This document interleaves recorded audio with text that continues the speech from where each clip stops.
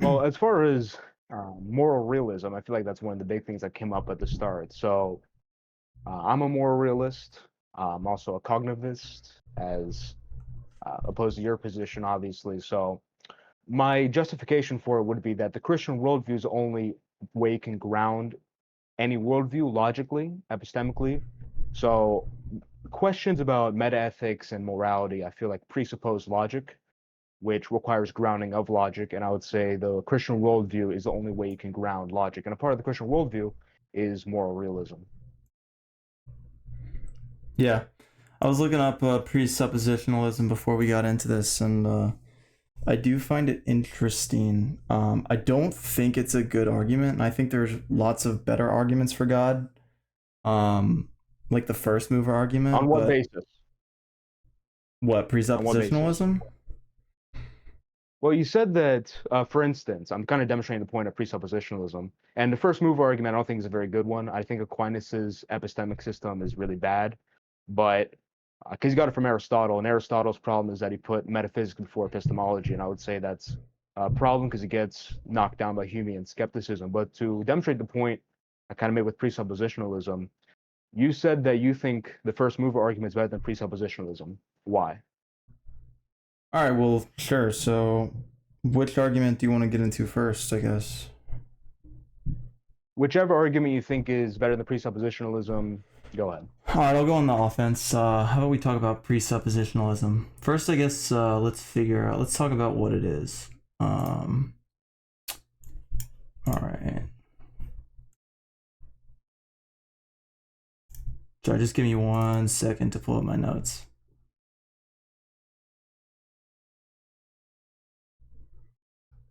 And while I'm pulling it up, actually, why don't you tell me your position, what presuppositionalism, or more specifically, TAG, the TAG argument, right?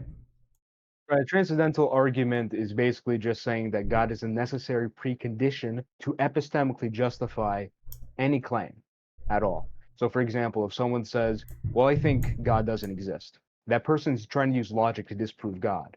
But the question is, okay, the person's assuming logic. What is the justification for logic?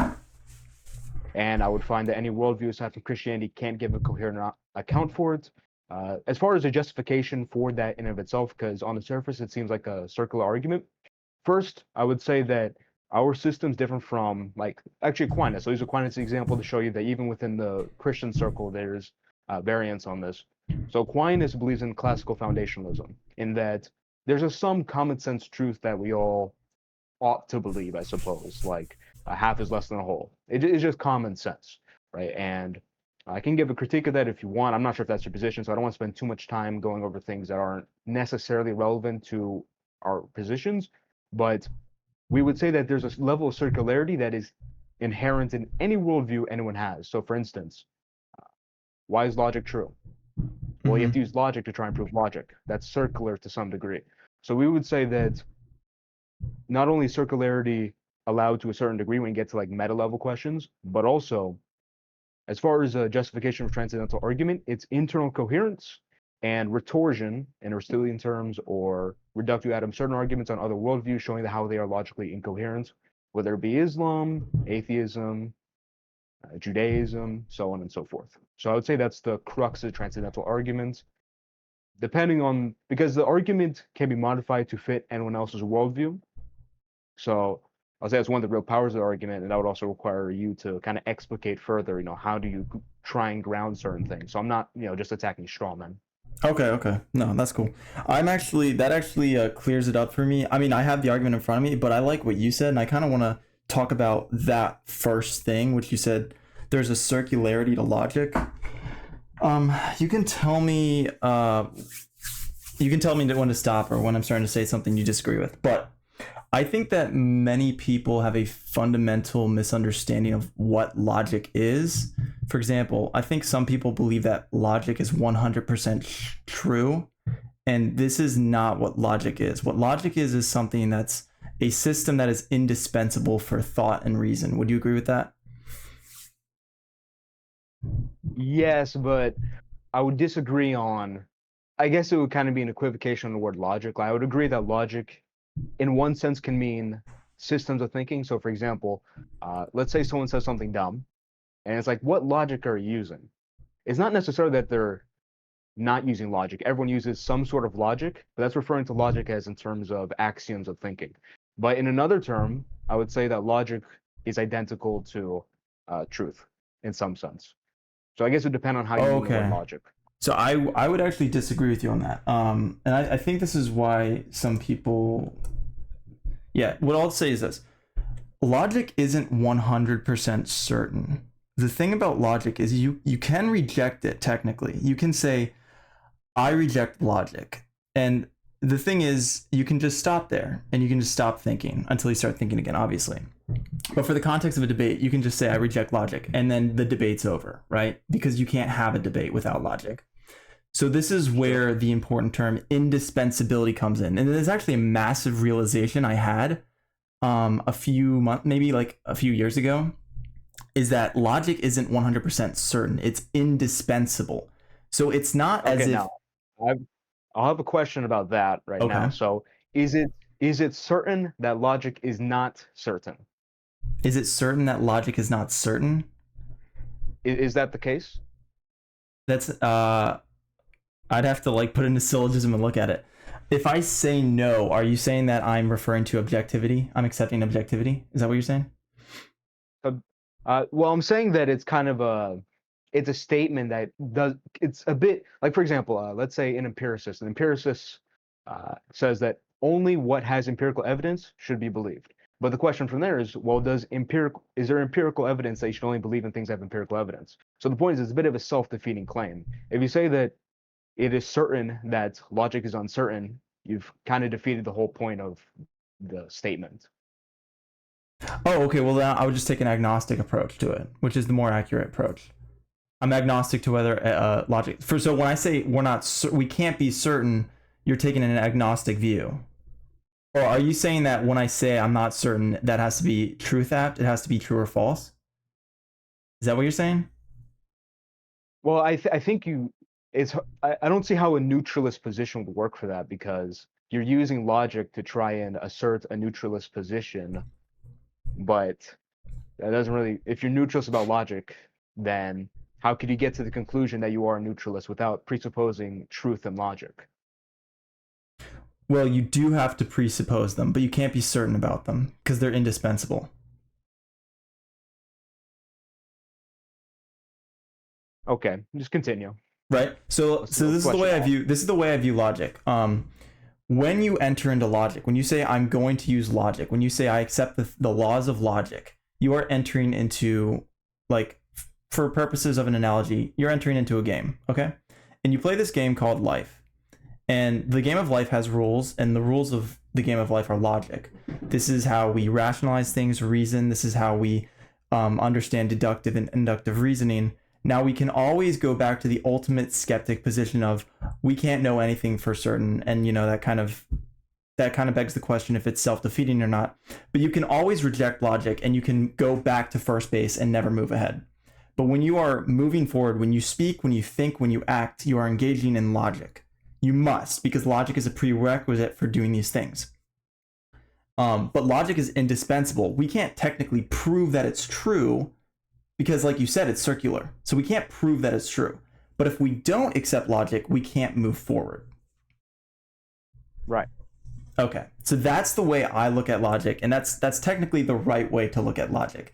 It's not that it's 100% certain, like we have the ultimate justification, as you would say, the transcendental justification. The God is the transcendental justification for logic. I wouldn't say that we can know that logic is true, only that we must accept it in order to move forward. Okay, I see what you're saying, and I guess this will be the divergence. So this would be a question about epistemology. So one thing we also say is that the three primary branches of philosophy, ethics, epistemology, metaphysics, when you see one, you see the other, right? So you can't have a metaethical claim without having some sort of epistemology or metaphysic, and so on and so forth with the other ones. So to that, we would say that, well, truth is an epistemic claim, and truth is rooted in God, and logic is a part of God's nature. So logic is true. Now, from your position, I assume you don't have I haven't really said it. You said you weren't an atheist earlier, so I guess that would have to be fleshed out a bit more. But I guess from the atheist perspective, we would say that they can't justify logic. So ontologically, they can use logic and come to proper conclusions, but epistemically, they can't justify it, which we would argue makes the whole system fall apart on itself because it can't justify anything. So here's what I would say. For the atheist position, because for like, despite whatever my position is, I'm essentially arguing the secularist, or no, more accurately the agnostic belief. That's sort of what I'm arguing for. Technically, you don't need justification for logic if you're using it as indispensable, right?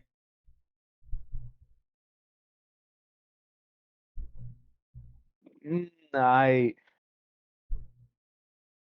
you can say that you don't need logic, but again, it kind of goes back to the thing where it's like you don't need to justify logic, but you're using logic to try and say that you don't have to justify logic. So, like, for example, is it justified that you don't have to justify logic? Is it justified that you don't have to justify logic? Yeah, because you're saying in Um, this scenario, that's that's the too many. case. That's too many number symbols for me, bro. I can't think that deep. Well, the whole point of transcendental argument is in the third order of imposition. So these are the type of questions we'd be interested in asking, and this is where we say God lies. So we would reject the Aquinas first mover type of arguments because what they do is they presuppose kind of like classical foundationalism. There's common sense and there's truth in some way without God, but ontologically they say there is no truth without God, but epistemically they say there isn't. So it doesn't make much sense. But yeah, we would be working on a third order of imposition. That's the whole point of the transcendental argument. Okay. So I think that was pretty good. I'm gonna go through the syllogistical structure of the transcendental argument, and I'm gonna tell you where my disagreements are. Okay. So premise Okay. one: logic, morality, and knowledge are real, universal, and necessary. Do you like that premise? Yes. Okay. Premise two: these things require a transcendental foundation. Yeah. Okay. Premise three: only the Christian worldview can provide that foundation. Yes. Premise four: therefore, the Christian God must exist.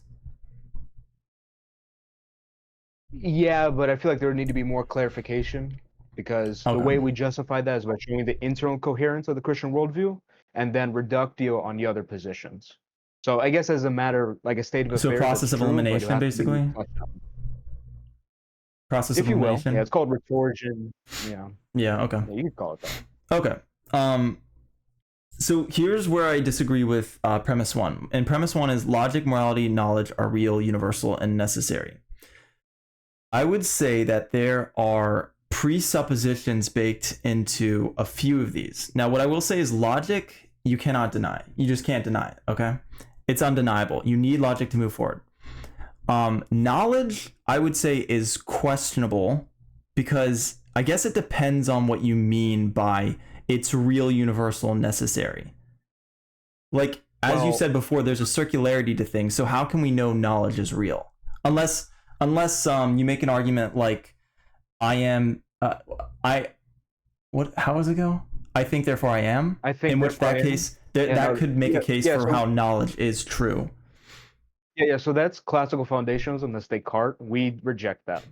But as far as knowledge, we would say knowledge is grounded in God, and that's what epistemically justifies. And now, as far as not, this kind of goes back to what I was saying about uh, everything being intertwined. So knowledge, justification knowledge is epistemology, but knowledge claims itself as ontology, which is in the realm of metaphysics. It's talking about the existence of things.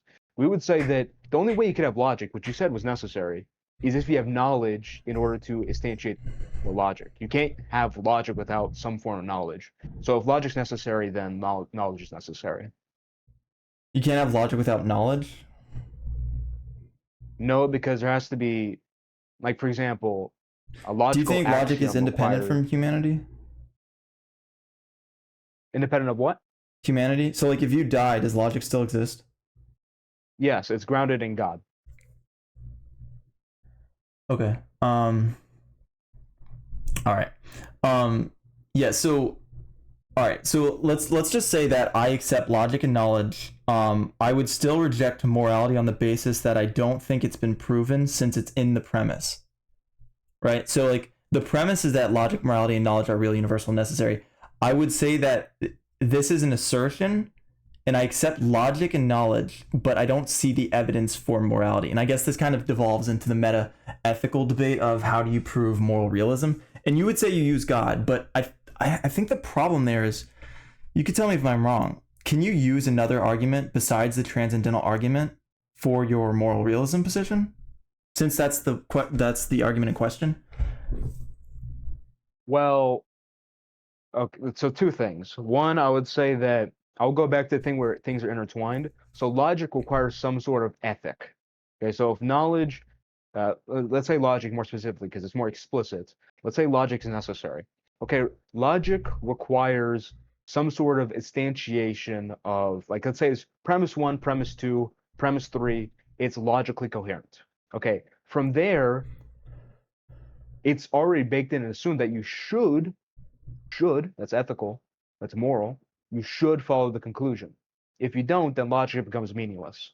So I can say that's one way it's intertwined. Now, two, the thing is, when you ask, is there an argument that, aside from transcendental argument, that could justify moral realism? I could try to make some kind of normative argument, but the whole point of the transcendental argument is to show that any argument or position is subject to the Christian worldview.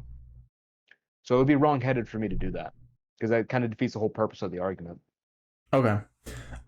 So I guess if we just accept the first parts, such as logic and knowledge, we can move on to premise two. And my main problem with this premise is that I don't see the evidence for it. So the premise is these things require a transcendental foundation, and from what I can tell, that is an assertion.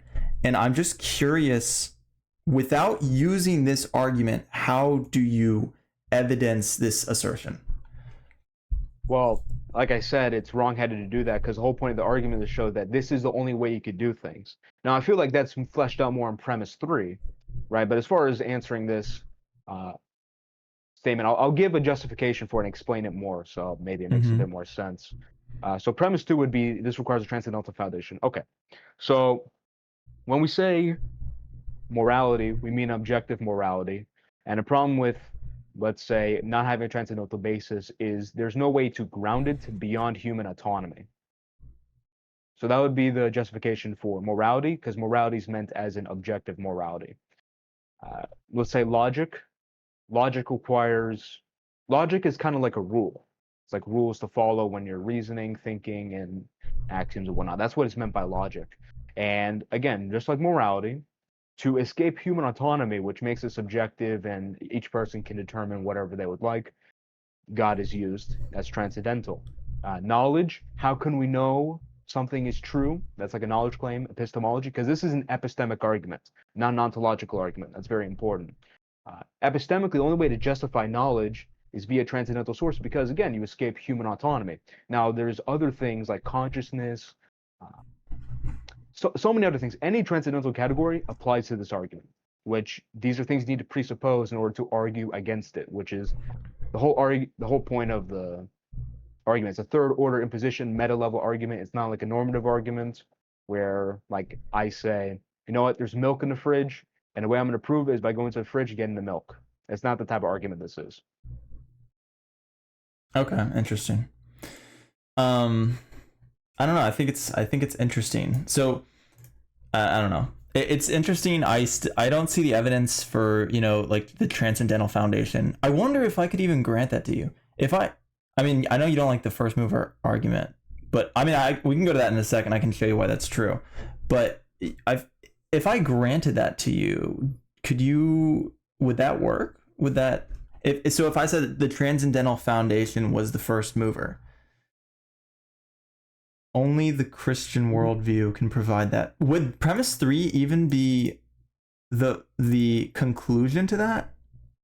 Because you would have to make the connection from the first mover to the Christian worldview, right? Exactly. That's why Aquinas' So that's argument why you doesn't don't work. like the first mover. Okay. That is exactly why we don't like Aquinas' argument, because you gave a great criticism of it. You only get like this deist concept of God. You don't get to Christianity from there. It's a good Interesting. point.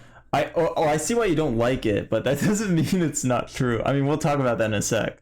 I don't know. I mean, is there anything else you want to talk about in the transcendental argument for God?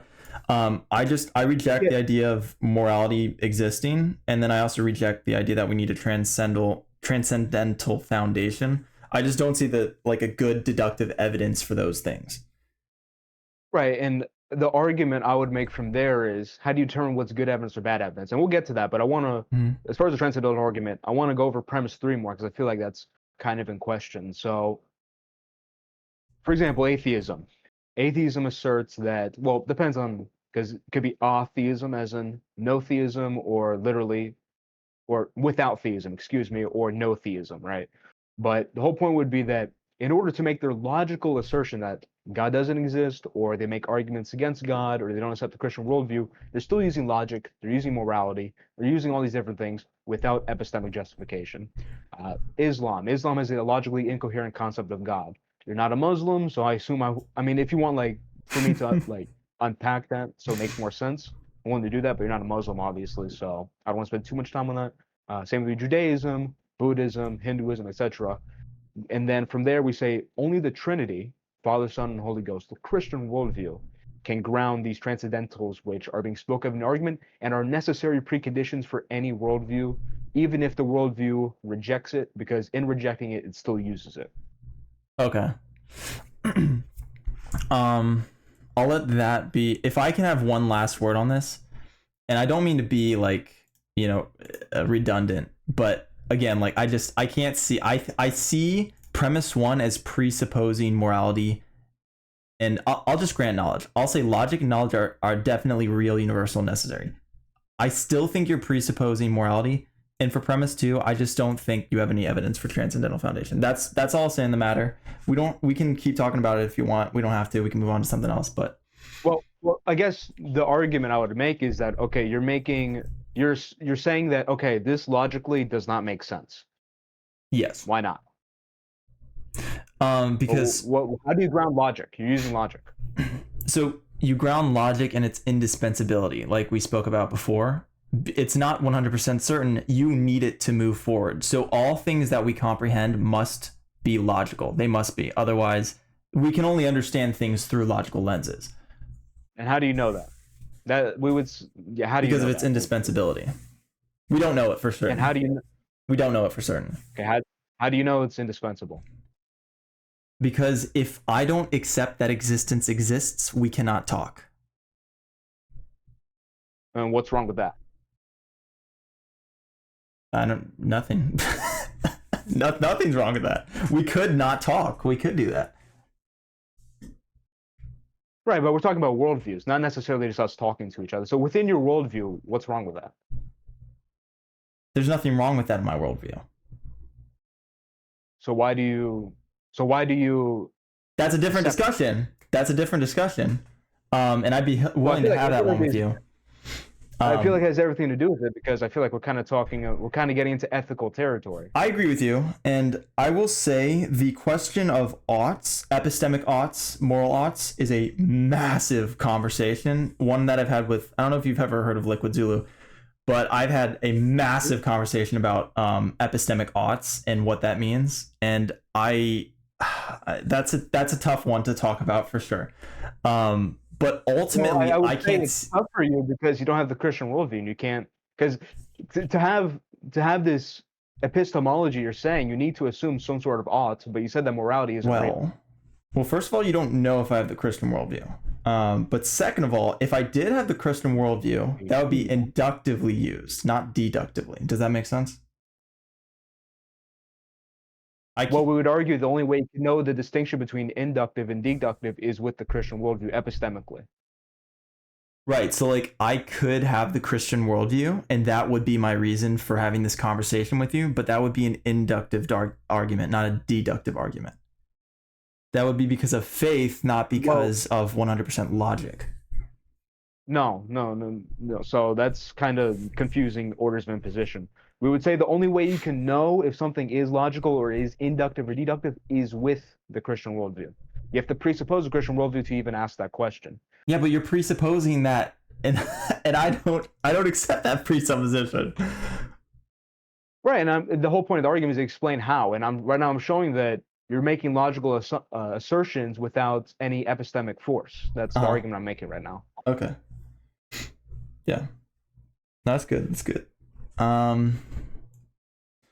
Wait, did you want me to respond to anything, or I felt like Well, we closed that well, pretty yeah, because well. I feel like that kind of undercuts the whole entire worldview. I feel like that's the main point I'm making. Oh, so you want me to respond to the oughts?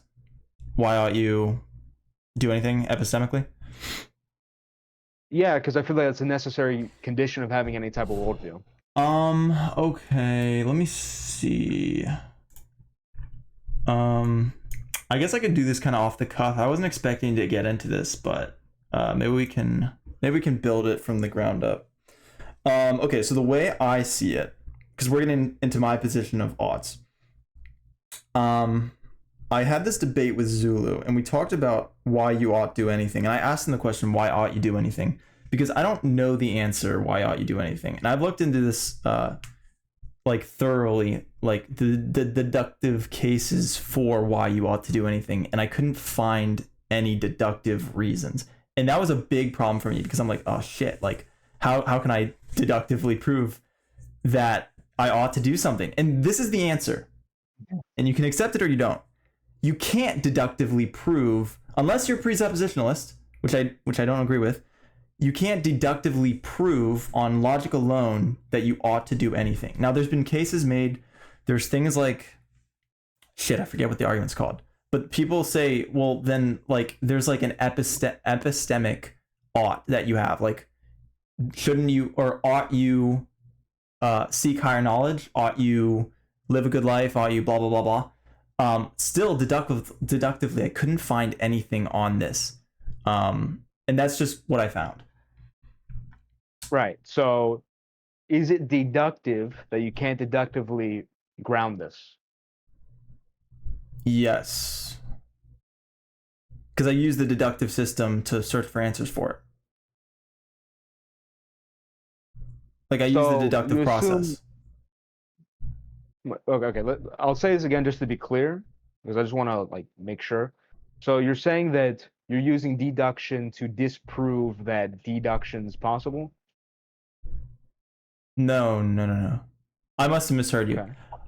I couldn't find a deductive case why you ought act. Right, and your conclusion is at the end of all of it. I'm agnostic. That's my conclusion. I don't know the answer.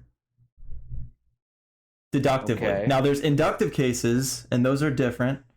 But deductively speaking, I can't find why we ought act. And I don't think there is an Well, answer to that. well, I see. I would disagree with the distinction in deductive and inductive because the whole point is that deductive and inductive are both pulling from reasoning, right? And my argument is that you can't reason without the Christian worldview. You can do it ontologically, but not epistemically, which is required for your worldview. So I feel like you kind of have the same problem. Like, how do you ground being able to reason deductively or inductively at all? Well, I guess this goes back to like the indispensability of logic. Technically, you can't ground it, right? Okay, so it's like a brute fact. What's a brute fact? A brute fact is basically something that's just true. It's No, just no, no. true. I mean, like, what is the brute fact you're The brute ascribing to fact would me? be that logic is indispensable. Okay, so you're You just saying need logic. that's a brute fact. I'm asking if that's what you're saying.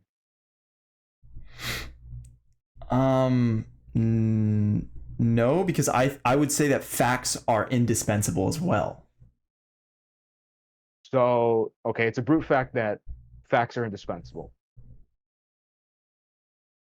I guess because wait, doesn't logic precede facts? Mm, that's a good question. I would I say think that it does, right? I think they it does. it, I would say that it's kind of like ethics, epistemology, and metaphysics. I feel like they kind of, when you see one, you see the other. They're kind of, it's very hard to put one logically prior to the other, but uh, I think truth presupposes fact. Truth presupposes logic. I think that's because Truth epistemology. Yeah. presupposes logic. Okay, interesting. So I mean, I guess that calls into question the objectivist argument or the idea of objectivism. We know objectivism is true because to deny it reinforces it. So if you say objectivism isn't true, is that true? And you go into infinite regress, and we know infinite regress doesn't exist, so objectivism has to be true. So facts do exist. Reality does exist. There is a truth. Truth exists, and that's undeniable because to deny it would be to reinforce it. Right. So we would ask how you know, and then you say, well, to deny it would be this, and we would say, what's wrong with denying it? Because you're kind of assuming that you can't deny it in that argument. That's the whole point of like the case you're making. I guess this goes into the, well, would you accept the laws of logic? Because every proposition must either be true or false, and there is no in between. So would you accept that, or would you presuppose that with the transcendentalism for the proposition? So if I said one of those, it either had to be true or false, would you give me another answer? I would say that, yeah, I would agree. Agree with what? The laws of logic? Yeah, I agree with the laws of logic on the basis that it's grounded in God, which is the very foundation of all knowledge claims, logic. That's not agreeing with me, bro. That's not agreeing with me. Yeah, I don't think the laws of logic are independent of God. I know, but but like what I'm asking you is, for the proposition, is objectivity false? That would either have to have a true or false to it, right? There couldn't be anything else. Oh yeah. Okay. Okay. I think I didn't hear you from that part. Yeah. Okay, yeah. Well, there you go. So, like, according to laws of logic, that proposition would either have to be true or false. And if you say false, you reinforce it. If it's true, then you reinforce it. So, it's going to be true every single time. And so that's how you get objectivity. Now, here's the interesting thing: all logical axioms, there's not actually like a hierarchy to them. They kind of build like a framework, like a rule framework. So like the law of identity, the law of non-contradiction, the law of the excluded middle. It's not like the law of identity is greater than them. It's like they're all co-equal to each other. And it's the same thing with the primacy of existence, the primacy of consciousness. They're all co-equal axioms that kind of like I think you said earlier with your presuppositionalism, how metaethics, metaphysics, and whatever the other one was, they all kind of are co-equal with each other. They're necessary components to each other. I would say that's also true with logical axioms.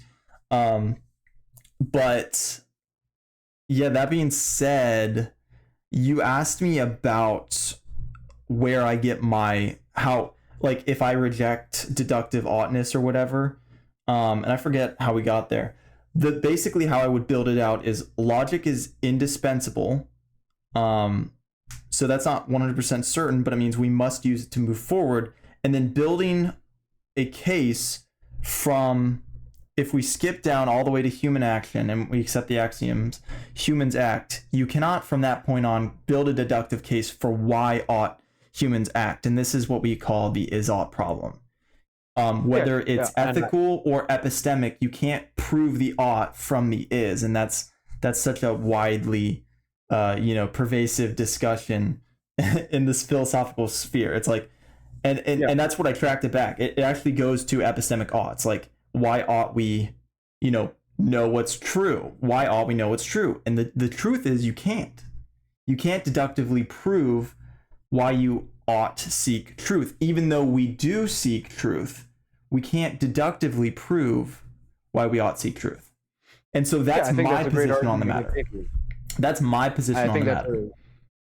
I think that's a great argument against most atheists who try inserting some type of morality based on his statements, which is most atheists. But as far as what you said, I feel like there was something there that's very important. So at some point you said, we must do this or must accept this in order to continue. Why? Why must we? It's indispensability. I guess Humans act.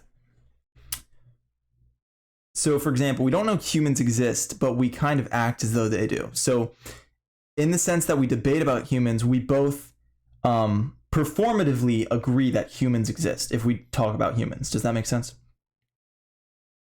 Right, but that wouldn't epistemically justify whether or not humans exist. You just act as if humans exist. Correct. You're correct. And right, but the question I'm asking is about epistemology, because epistemology is justification. If you can't justify your worldview, then bro, it doesn't make much sense. I think this might. I think you nailed it at the beginning of the conversation where you said this was going to be the big divide.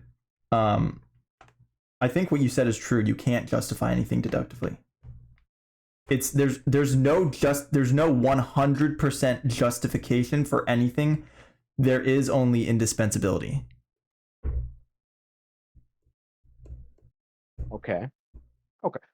Right, but then so like I'm agreeing with you basically. This is kind of like what. Yeah, it's kind of like I think Matt Dillahunty kind of used this in his debate with Jay Dyer, and I would say the problem with it is that you're saying that essentially there's no justification for it. But you're asking me to justify my worldview, for instance. So why can't I just say, well, my worldview is it doesn't need justification, it just is.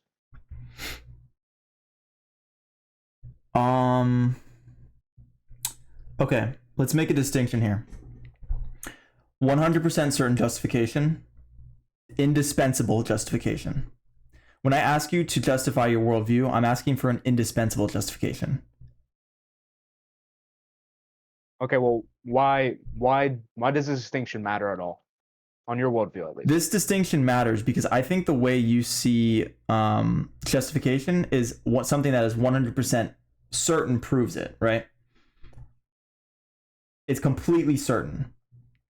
And yeah, it's certain that as far as the top, like logic and all this stuff, it's 100% certain that exactly this is true. The way you are looking, the prism from which you are looking at this is that there are things that we can I even say that? There are things that we know are absolutely certain, or there are things that are, or I don't know if I'm saying this right. There are things that are absolutely certain. I would agree with that. Yeah. Okay. Because and the way I'm looking at this, is we can't be absolutely, like we could be 99.9% certain, but we can't be absolutely certain. And that's the distinction. All right. And the question would be, how do you ground this distinction? Why? So grounding the distinction, by grounding the distinction, you mean certain. You must be certain about this. That's what you mean when you say justification. Ground it. That's what you mean. Yeah. I'm saying you can't. But the only way to move forward is to play the game, is to accept the indispensability of the game. Do you understand what I'm saying? Yeah, I understand what you're saying, but like I understand you're trying to make not 100% committal statements because there's a possibility that it could not be true. But I think the problem with that is, well, can I go a little bit deeper into that? It's not that Go ahead. It's not that I'm it's like what you said. It's not that I'm trying to be like intelligently skeptical. All right? It's that I don't know. It's that I can't know. And how do you know that you can't know? Because I would have to understand in an ironic way. I would have to like transcendentally have to understand what it means to know something, you know? Yeah, that's right. That's the point of our argument. You need a transcendental source in order to know anything. That's what we say. But the problem is we can't. We can't know something for certain. Do you see? So from my point of view, right, we can't know something for certain. Right, but I'm asking for justification. And you said you need a transcendental source in order to justify it, which is what I'm saying. Yes, and the point is that you're... Okay, go ahead. In order to begin to make any assumptions, in order to be able to think, you either have to accept indispensably something, or you have to be 100% confident about knowing something? I I would actually, I think this is a point where it kind of diverges from human consciousness. We would say at this point we're like in deep trenches of metaethical territory. We would say that consciousness and knowledge is rooted in God. So, for example, consciousness, you're making a point about how can we know? We don't know. We aren't transcendental. We aren't infallible, right? And the whole point we make is that we get consciousness from a transcendental source. So we can know because we have this transcendental source. We're connected. We get consciousness from God. Okay. That no, I understand why you see it that way. I don't. So do you want to move on? Well, I mean, and at a certain point, it seems like the thing is you're trying to say that you can't 100% be certain about something, but at a certain point, you have to be certain of something because if you don't, it just keeps going on forever, forever, and forever, and forever. Yeah. I'm trying to see if. So, I guess I'll say it again. Like, I can't know anything for certain. I can't even know if there's a transcendent, because in order for me to assume that there could be a transcendental something, I would have to assume that there's a transcendental something. But I can't know that there's a transcendental something because I can't know anything. But how do you know that you can't know? You can't even know that. Right. And this is the circularity you're talking about. Yeah. At a certain point, you can't know anything. Exactly. But the thing is, I act as though I do. And the reason I do is because I'm playing the game. I'm accepting the rules and I'm moving forward, even though I'm showing epistemic humility in that I can't possibly know. Like you said, it's circular. At the very, very bottom level, I can't possibly know something for certain. Right, but that undercuts your whole entire worldview because, as far as I understand, you like to have discussions with people. And I assume that means because you think you're saying something that's true. But truth is within epistemology, and you essentially just said you can't know anything.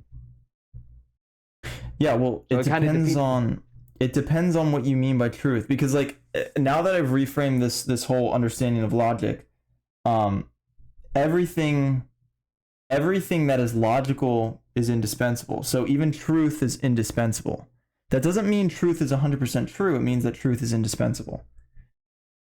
Right, but again, the problem is that when I ask, well, how do you know truth is indispensable, which is a part of justification, it kind of goes back to this infinite regress thing where you can't really know anything. So even these Correct. claims you're making right now in order to try and get out of the box are subject, you're still in the box.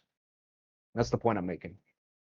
Yeah, no, I know what you're saying is correct. You're saying that I am in a circle, technically speaking, and I can't justify my way out of it because you can't 100% justify anything. That's my point. You can't 100% justify anything.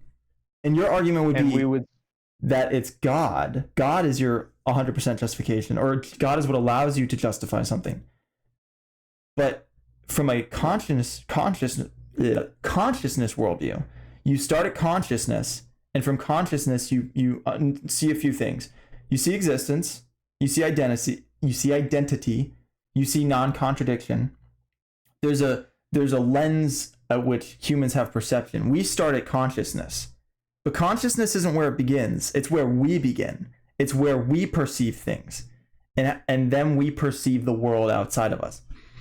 And right. Okay. Fuck, I totally lost where I was going with this because I'm too deep in it. Okay, no, I feel like this is actually very important because now, like, you actually define like an epistemic worldview, right? So my epistemic worldview has to do with God. There's classical foundationalism, which says there's just truths. There's empiricism, which says only believe what you can empirically verify. That's a bit similar to your position in that saying if we start from consciousness worldview, okay, that would be assuming you believe that. That would be your worldview. That would be your epistemic starting point, consciousness. And from there, it would be a question of, well, how do you know that that's the actual starting point? It's not the actual starting point. It's a human starting point because it's how we view things. Is there anything beyond humanity? Or are you saying that each person's limited to their own sense experience and they can't know anything outside of that?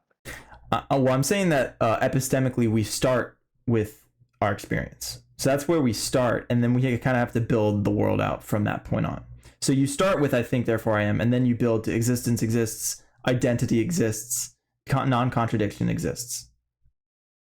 Right.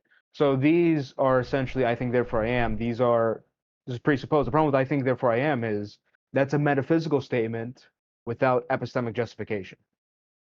It's like putting the metaphysical cart before the epistemic horse. That's what we would say. There's Well, no justification for I think therefore I am. it's undeniable, Right? right? Would you say it's undeniable or no? Would you say it's deniable? I would say that, like, obviously I believe that, but epistemically, like under like human skepticism, it's in question. Actually, you know what? This is interesting. This is interesting. Um, from an ultimate skeptic perspective, there are even some axioms that are more than indispensable, right? For example, existence exists is more than indispensable. Would you say it's true? Like it can't not be true? Yeah, but I feel like I want to make an important clarification here. So the point is that David Hume would make the type of arguments I'm making right now about knowledge, how you like can't really know anything. Like that's what I'm demonstrating here. And the point is that skepticism has its own problems. Like just being a hyper skeptic like Hume, that comes with problems. And what we're saying is that the problems are only solved by the Christian worldview. That's what we would say. So I would agree. Like existence is true. Like ontologically, I agree with that, but epistemically, the way we're getting there is different, which is the transcendental argument is an epistemic argument. Okay. I would agree with that. I would agree that it is an epistemic argument. Okay, but we have been talking about this for a while, so I do want to move on just because this is a cool conversation, but I do want to get to some other arguments. Okay. So, okay. I guess the first mover argument. So I'm curious how you're gonna get out of this one. Okay. So let me read this one out for you, and you can tell me what you think. All right, this one actually might be debatable, so I'm curious. Premise one: logic is contingent. Oh, sorry. I should probably lay the groundwork so that we understand what we're talking about. I'm going to get a little bit, not a lot, just a tiny bit into modalism. Okay, so. Okay. Like metaphysical speaking, I'm going to talk about necessary. I'm going to talk about contingent. All I mean by these things is that something that is necessary is something that is how can I say this without sounding like a fucking nerd?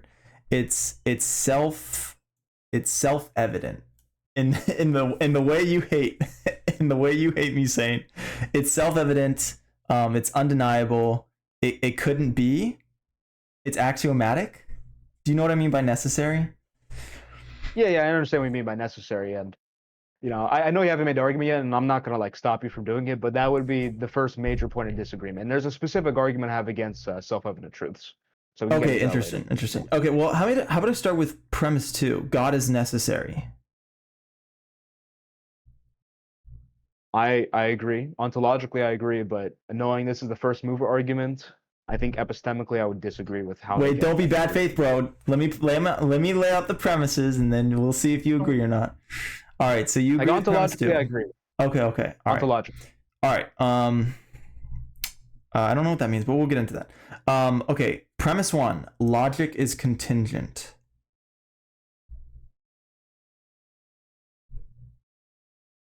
No.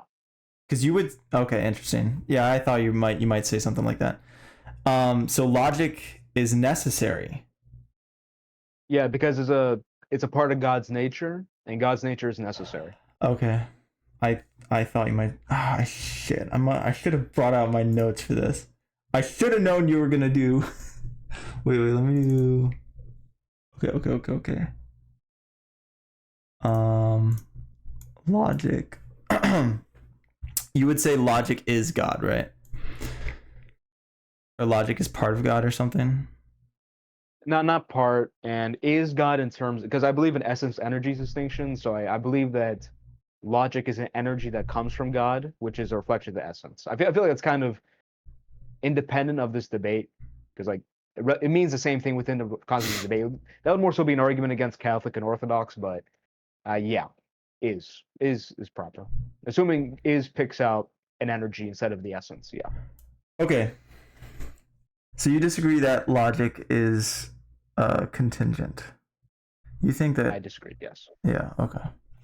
All right. Let me see if I can big brain my way into this.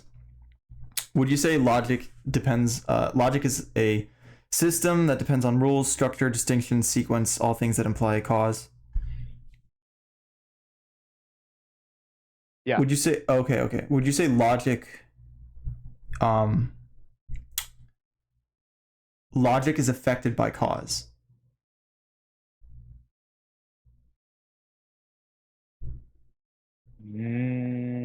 No.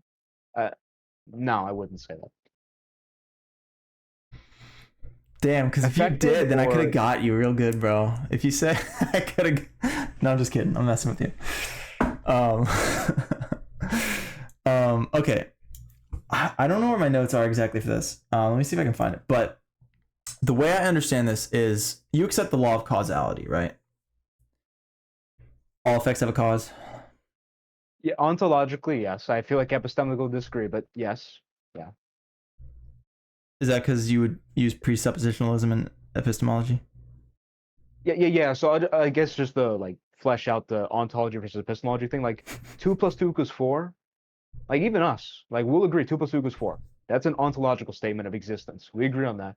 But the justification is, well, I feel like God has something to do intrinsically with mathematics. I'm assuming, I don't know if you believe that, but let's say you didn't for the sake of example. Epistemically, justification wise, we would disagree, but ontologically, we agree. So that's why I keep making distinction, because I feel like I don't fully agree, but I agree with a part of it. Like the just the statement of itself. Yeah. Okay. All right. Now here's what I'm interested in. So oh god, this is so weird. So the big problem with the problem of evil, and this is how you guys get around it. The problem with the problem of evil is it kind of delegitimizes God in a logical sense if we use the problem of evil, because he cannot be all powerful, all knowing, and all good, and then therefore not create a world that is perfect and no suffering, because it would be illogical for him not to do that. But you would say that because God is logical. Actually, no, I'll let you answer. God is Right. all The answer would powerful, be he's that, all knowing, and he's all good. Why doesn't he create a perfect world without suffering?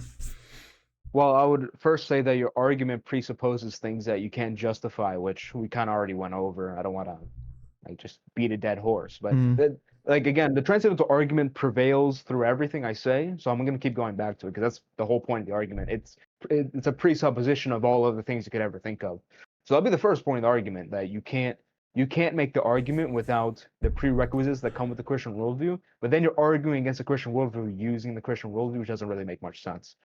Uh, and as far as the question of whether or not God's qualities would allow him to make a world that isn't quote unquote perfect, I would say that we can't know that this world is or is not perfect in that sense.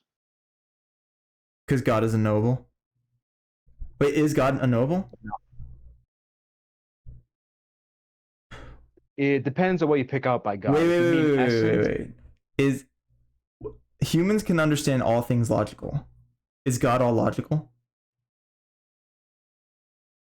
yes, that's an energy that comes down. Yeah. Can we understand God completely? In term, we Can can we understand him. possibly, or potentially know God fully as humans in our human bodies? Okay. Well, it depends what you pick out by God. If you pick out energies, yes. Essence, not in this life. What the fuck does that mean? Well, yeah, so there's going to be a difference between me and, say, Catholics, Western, Protestant, etc. They believe that the essence is identical to all these properties, which is kind of why I brought it up earlier. It's actually relevant now. But that's the problem with Catholicism, Protestantism, in terms like how they usually view things, and Muslims. Muslims have the same problem, and Jews also have the same problem.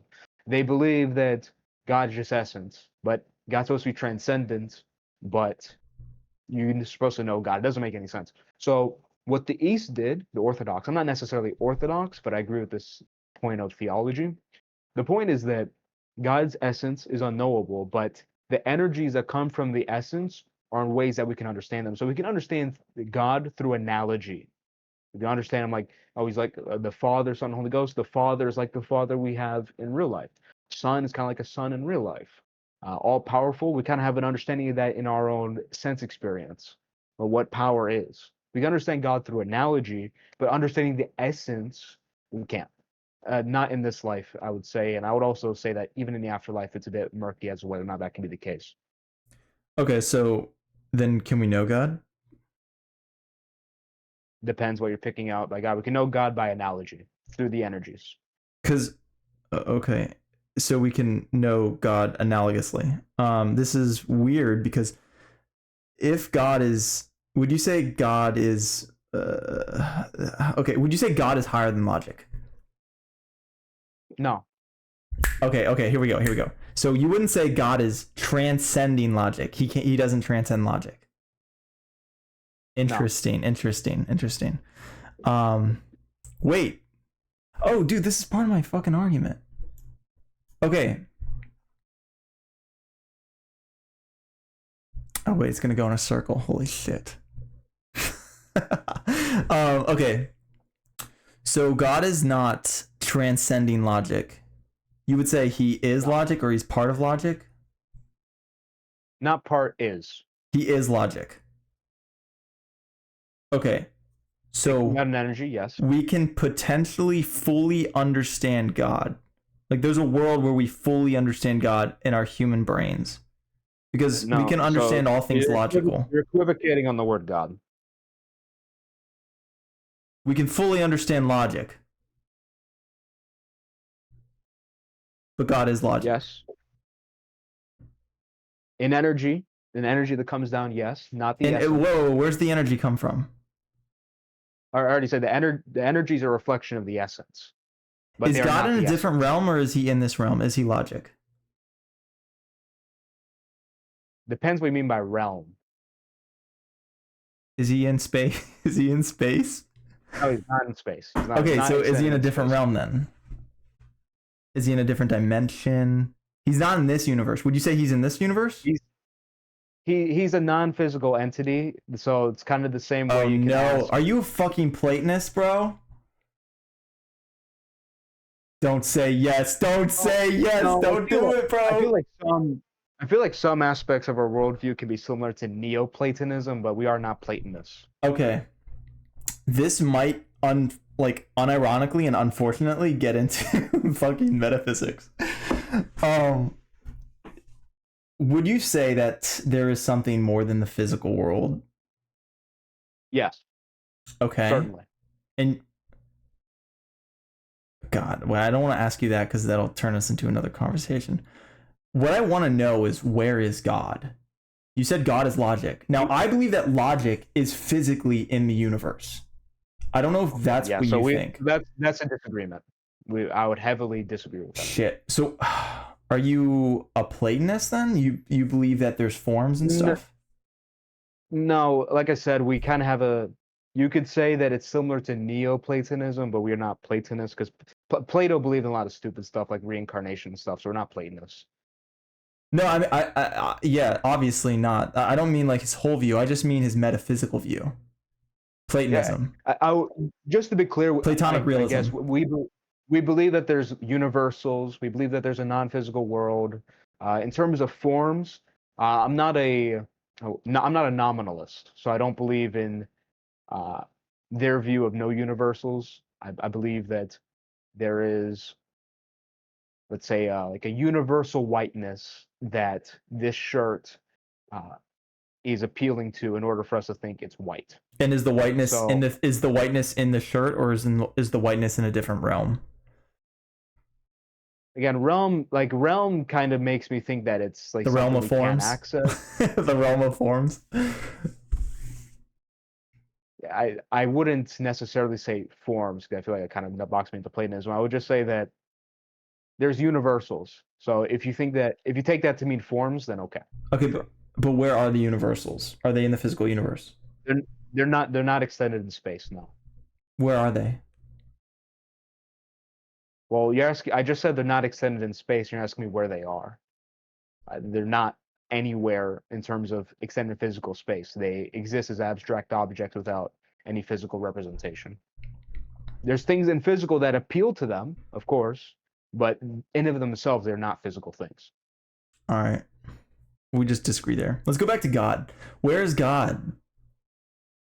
Well, not extended in space. He took a human incarnate form at one point. He added a human nature onto his divine nature, but as of right now, and he could also enter into creation at certain points in time, but he is not extended in space via his divine nature. Okay, so go ahead. He's not in our world physically anywhere, right? He's not extended in space anywhere. So where is he? And you're assuming that he has to have some kind of physical presence.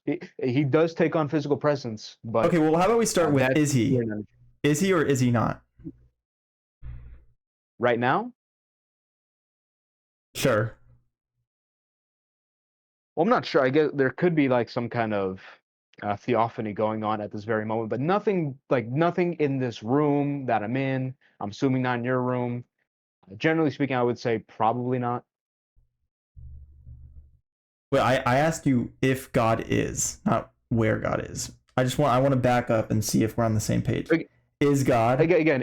If assumes that I know whether or not there's a theophany going on at this very moment, and I explain theophany. What does that mean? Theophany is like a physical manifestation of God through an energy. So, for example, an angel like in the Bible says, let's say Gideon saw the face of the Lord. That was a theophany that came down, an angel that Gideon saw, and that's an energy coming down that humans can perceive. Okay, so you would say God's form is, or a part of God's form is energy? Not, we don't believe God has parts in any way. But you said his energies in the universe.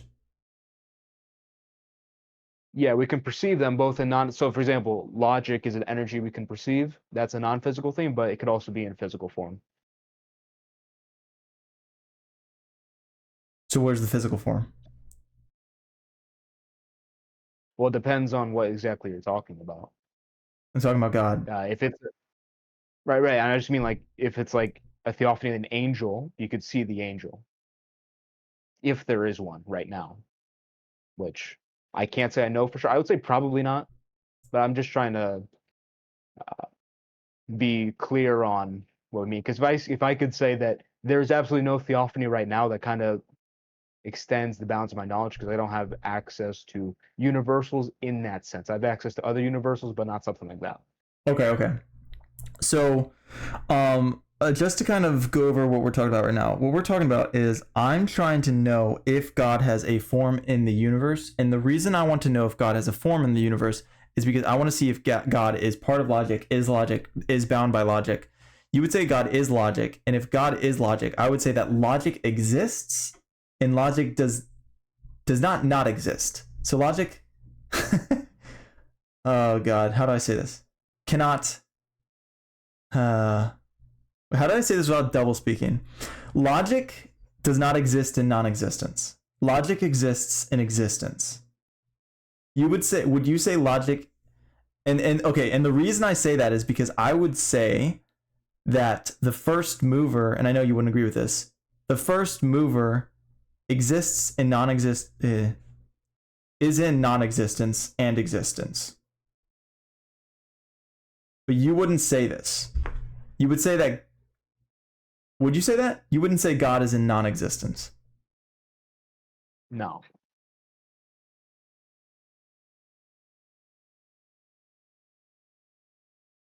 I'm trying to figure out where to go with this.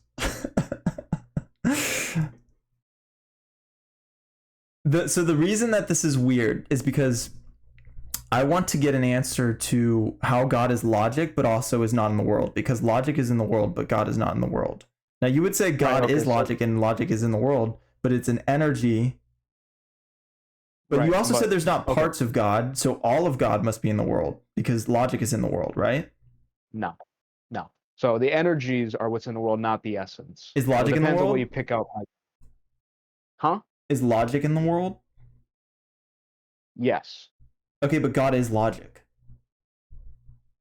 In energy, yes, but not essence. But God's not in parts. He can't have part of No. himself in the world and part of him not in the world. Right. But you said his energy's in the world. Yeah, that's not. We wouldn't say that's a part. Like you can't divide God into different parts. Like when What? you say the word God, you have to be specific about what you're using. So energy is a reflection of the essence. It's also a reflection of the Father. It's a reflection of the Holy Spirit. It's a reflection of Jesus, the Son. Would you prefer I So it's said not, aspect? huh? Would you prefer if I said aspect? An aspect of God is in the world?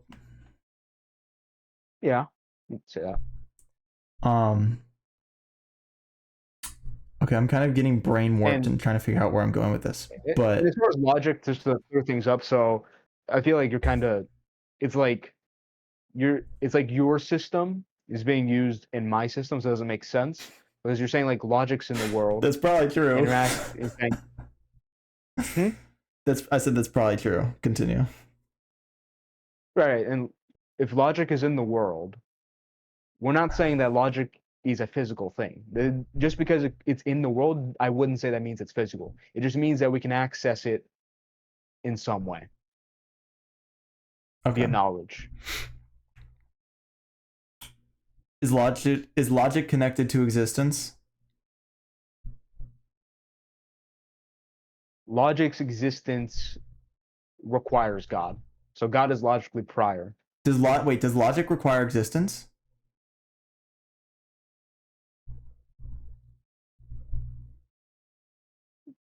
Yeah, in that, well, logic exists, so I guess it requires existence in that sense, yeah.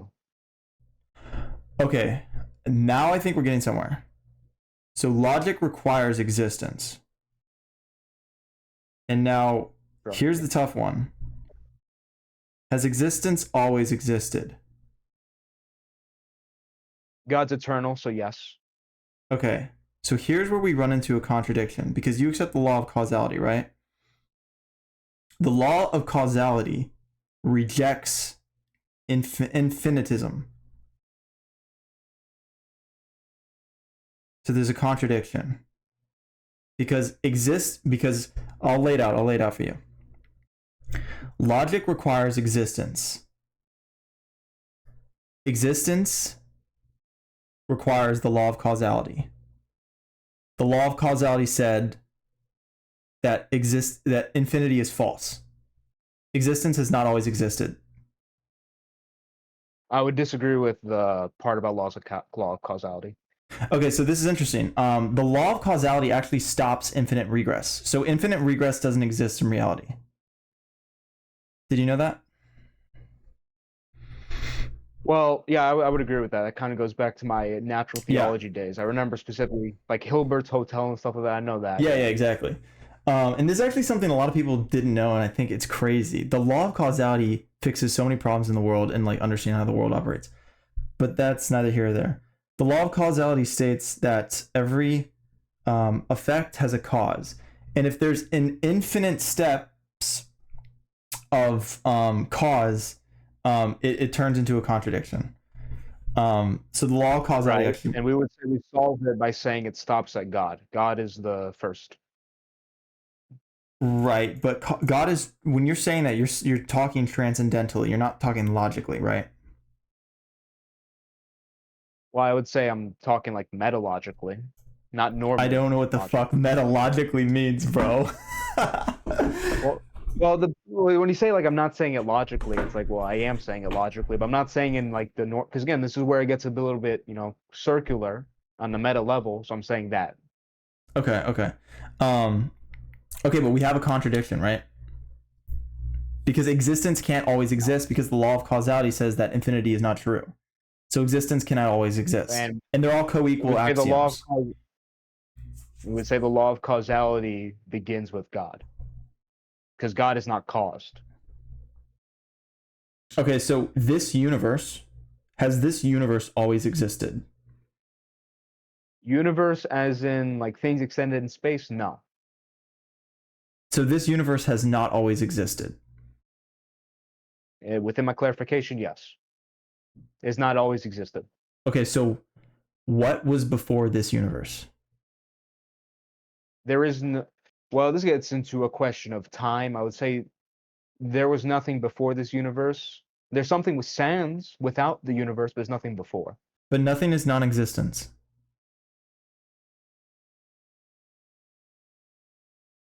Nothing is non-existence. Yes.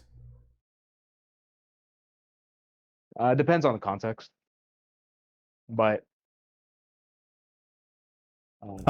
Okay, I so did I did I disagree that there's nothing sans the universe. huh? Like extended into space, sure. Like things extended into space, sure. There's nothing sans or without the universe, but there is something without the universe, and that is God. Okay.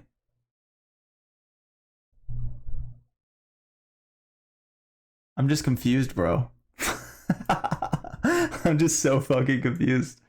So the way I see this is, and actually, to be fair to you, existence doesn't necessarily mean our universe. Our universe is just the only thing that we can see.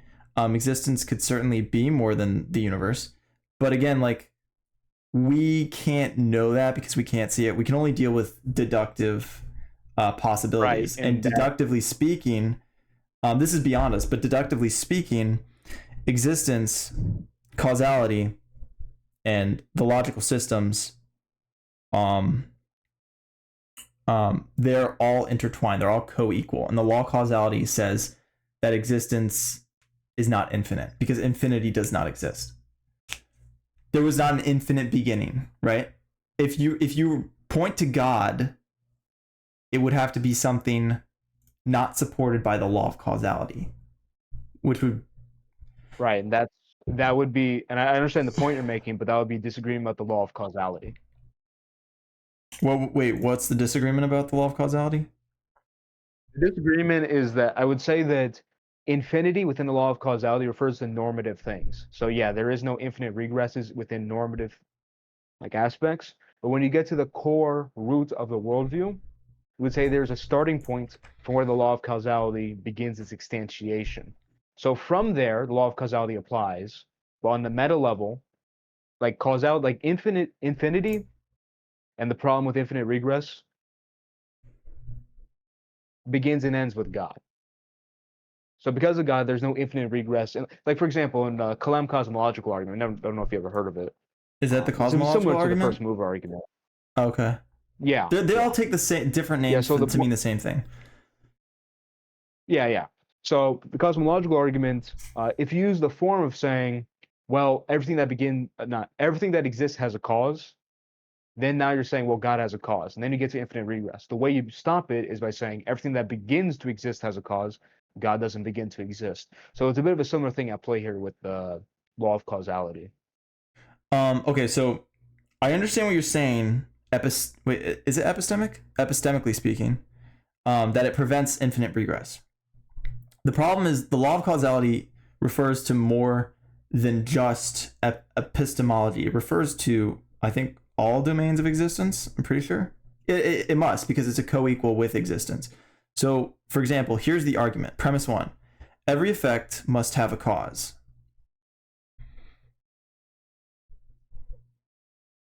Disagree. That's the axiom Well, of I that's the mean, law of causality, bro. well, it depends. If you say effect, I mean, I would say God is not an effect. So I guess it could apply on that, but I just want to make sure. God has no cause. So assuming that premise falls in line with that, then sure. God has no cause, but God is part of logic, and logic follows under its own rules. Like logic can't disobey its own rules, right? No, so that would be a disagreement Huh? uh, on that part. You wait, like logic can disagree with its own rules? No, but what I'm saying is that you're trying to say that logic says that infinity is impossible, and I'm saying that that applies in normative context, but doesn't apply when you're talking about meta logic, It's not which is normal. what we're. It's all. It's metaphysical. It's metaethical. And No, we the would fuck is disagree. the last epistemological? No, only on the normative level, not on the meta level, because on the meta level, uh, logical contradiction, paradox, etc., becomes. Wait. So okay, let me get this right. You only accept the law of causality for epistemology? I Well, I accept it on all levels to a degree, but it's different when the point I'm making is that it's different. Logic works differently when you're talking about metalogical things because, in a way, you're violating the laws of logic when you start talking about logic in the meta level. Because the meta level is asking, okay, what's logical? Then you're using logic to prove logic. So in a way, you're violating logic by even trying to justify logic. So that's the No, point you I'm making. aren't. The meta Wait, level works. you're not violating logic by discussing Yes, logic. because you're begging the question. You're begging the question No. when you do that. Wait. You can't do something that's a contradiction. It's not an explicit contradiction, but it's begging the question. When you say logic is logical because X, Y, and Z, you're using logic to prove logic. That's begging the question. But you can't You're assuming the truth of what's in question. you can't do something that is illogical. Right. And I would agree on the normative level. When you get to the meta level, it's a bit different. Like, I mean, you already said this earlier. There's a level of circularity. Circularity is not allowed in the normative logic. That's why in the meta level Right, it's but we're different. past the circularity. Right now we're just so when we engage in discussion, we're past the circularity. We both implicitly agree with logic because we're talking. Even you, No, yes, okay, you are implicitly agreeing with that's not logic. You're performing no logic as you no converse. So you can't deny yeah. logic when you're We're, using it. no, we're talking about a meta level thing right now. So within Right. the context of this discussion at this very moment, like if we start talking about, I don't know, milk in the fridge, right? I wouldn't be able to say what I'm saying now. But on the meta level, it's different. Which is, we're talking about meta logic. We're using logic to try and explain logic. Right, but the That's thing that prompted me to say you were wrong is that I think you said I forgot what you said exactly. But even if we're talking about logic, we can't disobey the laws of logic. We are confined within the laws of logic, and we cannot escape them. It's impossible. I feel We like just can't. I feel like a part of the laws. I feel like a part of the laws of logic is that it's different on the meta level. Like things work What do you differently. mean by Like, the meta level? Like well, talking I about think logic? meta. Yeah, we're talking about logic. Okay? For example, let me ask you something. Why is logic logical? Bro, I don't fucking know. Well then, well, what's your argument? If you don't know, then why are you trying to argue? You don't know what's logical, so why are you arguing using logic? You don't even know. No, would you say why is logic logical? Is that what you said? Yeah, yeah. Why? I would have to I would have to take like a week to take that apart and understand it. Okay, yeah. This is why we're talking past each other right now. It's because that's what I'm talking about. I'm talking about meta level question. That's a meta level question because you're asking about the thing in question. Okay, but my point It's is confusing. if we're talking about logic, we are using logic as we talk about logic. That's begging the question. You're violating a law of logic when you do that. That's the point. What law are we violating if we talk about logic? You're assuming logic when you're asking whether or not logic is logical. Well, okay. You're begging the question in the sense that everything we act out is begging the question. In the sense that I said, fuck, how did you bring this back to presuppositionalism? You fucking bro. You theology bro. Oh my god. Yes, in the way that everything we do is circular. Yes, that is true. But it's almost as if it's almost you're going to bring us back to indispensability versus certainty if we do that. Well, but that's the whole point of my argument. You can't justify any of your claims, and when you said that you don't know why logic is logical, that's kind of demonstrating the point I'm making. Because you're using logic to prove all these things, but you can't answer a meta level question about logic. So, Well, neither because the can third order of you. imposition comes before. Yes, I can. No, you can't Yes, I can. I can argue for because the it would be truth of logic circular. using God. Well, the point is that in a worldview, you have to accept the level of circularity. You're denying circularity. I'm not. That's the point. No. We're both implicitly accepting logic. We're both implicitly accepting circularity when we talk about logic. Right, but you just said my argument's a problem because it's circular.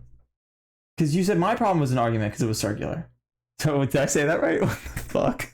Because your system doesn't allow for it. That's the point. You said I think therefore I am first. That's a classical foundationalist system that doesn't allow for any level of circularity. That's the problem with your foundation. It doesn't allow for circularity?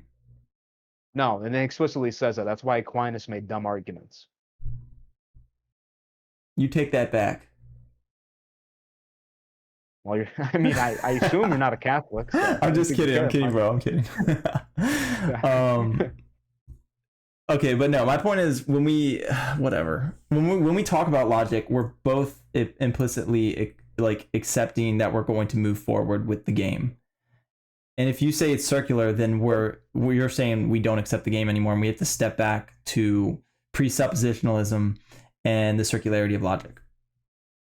Yeah, and the point is that that's kind of one of the crux of the argument I'm making against you, because you're saying that, we can continue forward playing the game again, but it's ontology versus epistemology distinction.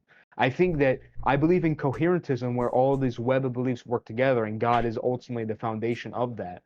So I'm willing to continue because I don't have the problem. I don't think. But under your system, you don't. I don't know. Again, you haven't said. You're Bro, making like a that's first move coherentism argument, is. so I don't know if you. Why? Why? You're just like Jay Dyer, bro. Okay, you're a coherentist, right? Well, I mean, it makes a transcendental argument too. So I mean, Greg Bonson. I mean, Van Til. I mean, it's a school of.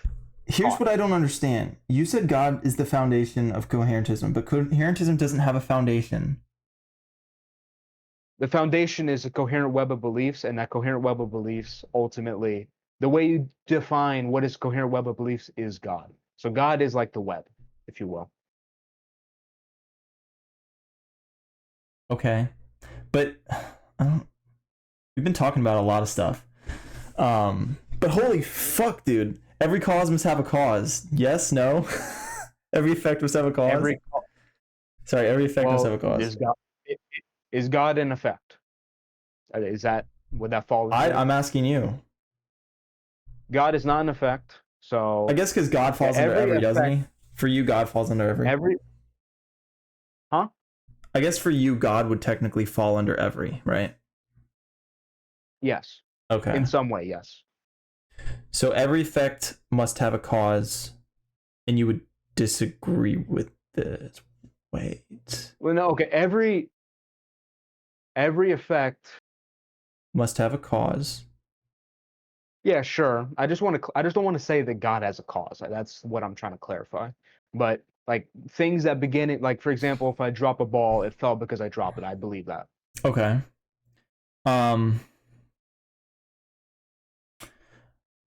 A chain of causes without a beginning has no first cause. Yeah, I guess as a just state of affairs, that would be true. Yeah. If there is no first cause, then the entire chain has no first cause. Well, yeah. Okay. Wait. If there's no first cause, then the entire chain has no explanation. You would just say the explanation's God. No, but I would want a logical explanation. If there's no first cause, then the entire chain has no logical I believe explanation. God is the first mover.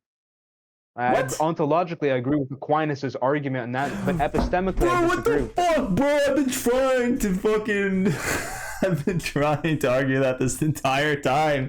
You fucking led. Well, the reason why I think Aquinas' argument is dumb is because it presupposes a bunch of things that don't work. He has a classical foundationalist view, and under Humean skepticism, all these things are brought into question. For example, well, how do you know that all the movers have to have a first cause? How do you know infinite regress is impossible? And I know you have statements for that, but at the end of the day, it's going to get into epistemology and how you justify the foundation of your epistemology, which kind of makes into a transcendental argument. But the problem is the Catholics and the Western people who made this argument don't have the foundation necessary to get into a transcendental argument because they have the criterion problem for the self-evident truths. So that's why I think the argument is dumb. It's not because I disagree with God being the first mover. Okay. So I believe in the first mover because it's logically incoherent to not believe in it.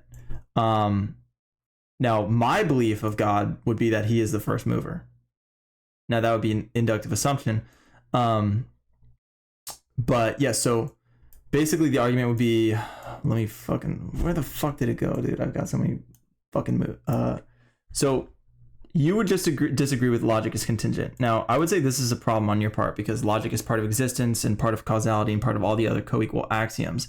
And those are all contingent. And then I would say logic is contingent, God is necessary, or whatever, the first mover is necessary. Therefore, God cannot be logic or be bound by it. And that's how I view it. So the way I view God is transcendent to logic. Now, honestly, bro, I just don't know why so many people don't like that argument. I don't understand. Yeah, but how do you? Okay, so there's like two. I guess the first question should be a quick one. Does logic vary from possible world to possible world? No. You said it's contingent. Yes. Not necessary. Well, an element of contingency is it's possible it could be different. I don't know if that's true. Right? Well, the whole point of necessity is that it's the same in every world. It's necessary. It cannot be otherwise. If you say contingent, it's possible it could be otherwise. I'm not using contingent in that sense. I'm using contingent in the sense that logic is part of existence. It's part of causality. And existence itself is contingent. Existence is contingent? Yes. Because so a world where there's because of causality, existence is contingent. Because existence is not infinite. But when you say contingent, that means there's a possible world where it's not a thing.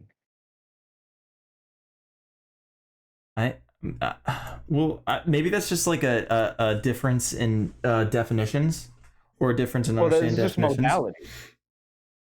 What? What's just a modality? Modality asks like about contingency and necessity. Contingent things can be different in possible worlds. Necessary things are the same in every world. That's why we say God is good and not God commands good. Because what God commands can vary world to world. So that means there could be a variance in what's good and what's bad. All right, fair enough. When I say contingent, I mean dependent on something. That's what I mean. When I say contingent, I mean the primary use of the definition. Contingent is depending on something. That's what I mean when I say it. Okay, and depends on what? It depends on a necessary being.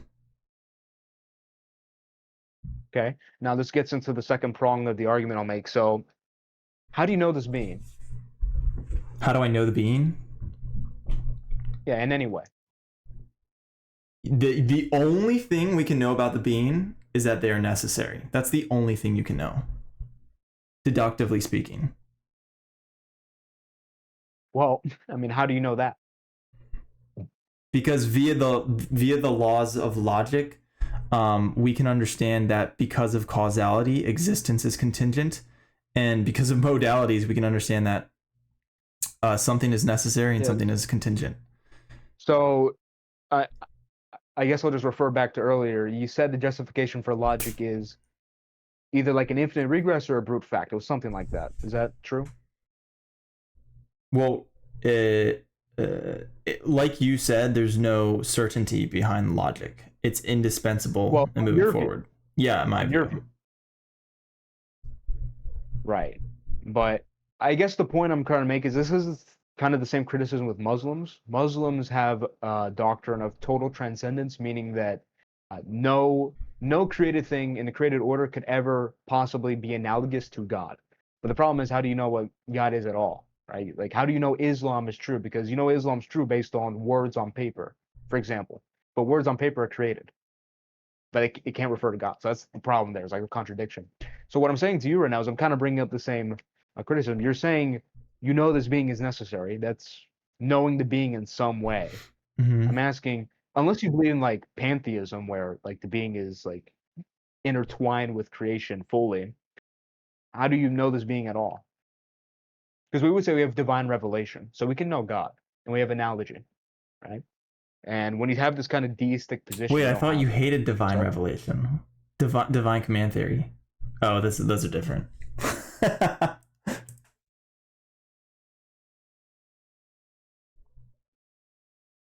Anyway, so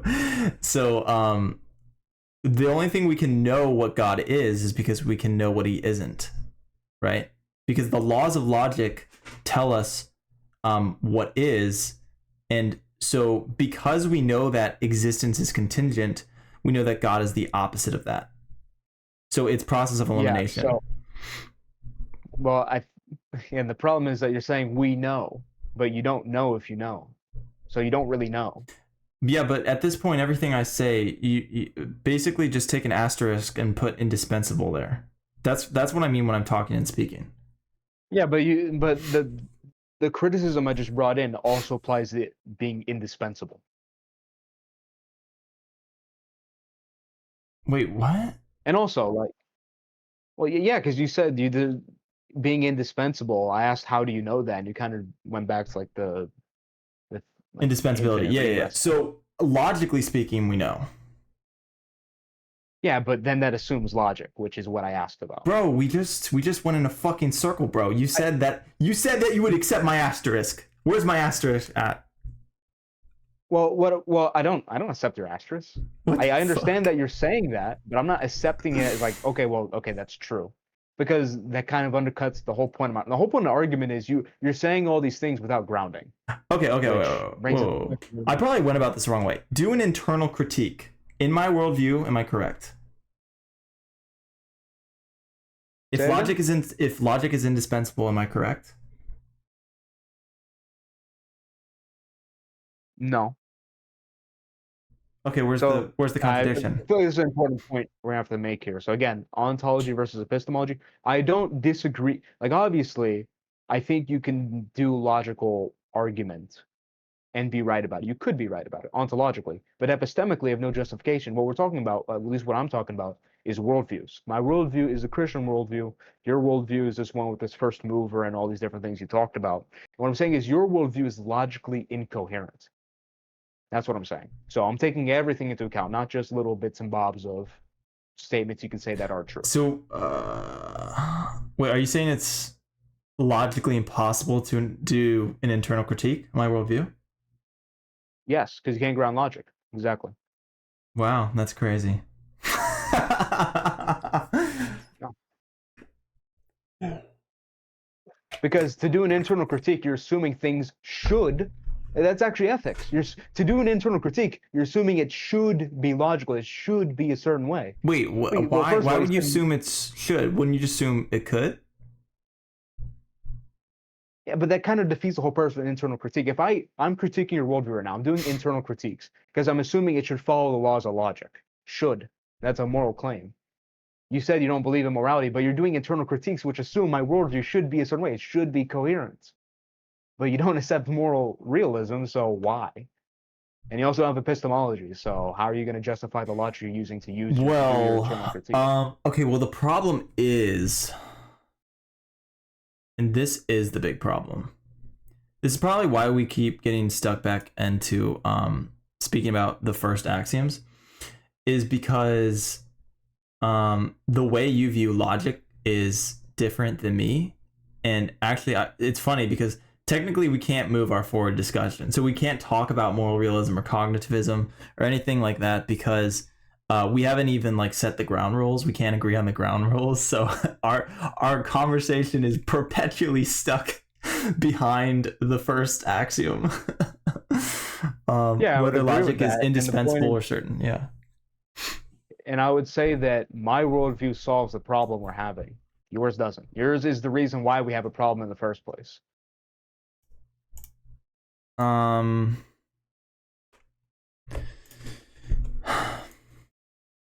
No, so the problem is, so okay, so let's go back to the first axiom because I fucking hate myself. All right, back to the first argument. You said that everything is circularity without a transcendental justification. Okay, that's what you said. No. Okay. I didn't say everything is circular unless. I said that everything is circular, and the only way to have a coherent and circular, I don't mean like literally logic is true because logic is true. I just mean there's like a question begging aspect to it, just to be clear. So there's a Mm-hmm. level of circularity, not that it is circular. Uh, and as far as like how God plays into that, I would say that that's just a fact of everyone's worldview, right? That's what I'm saying that as, and I'm saying God is only coherent foundation for any worldview. Wait, would you say logic is completely certain? Yes.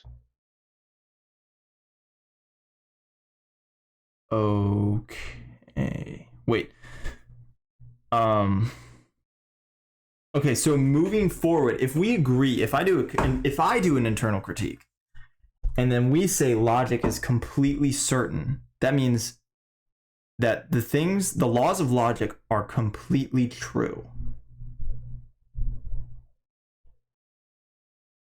Right? I would say that, yeah.